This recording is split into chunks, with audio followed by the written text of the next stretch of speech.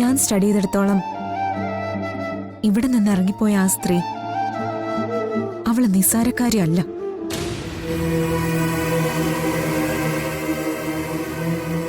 പക മൂത്ത് നടക്കുന്ന ഒരു മൂർഖം പാമ്പ. അവൾ അങ്ങനൊന്നും പോവില്ല. അവള് കടിച്ചേ അടങ്ങും.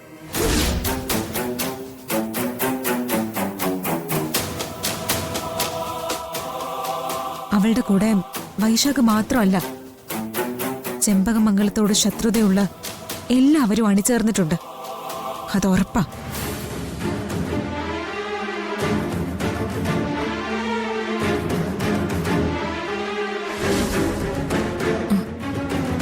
എനിക്ക് എന്തായാലും ഉറക്കം വരില്ല.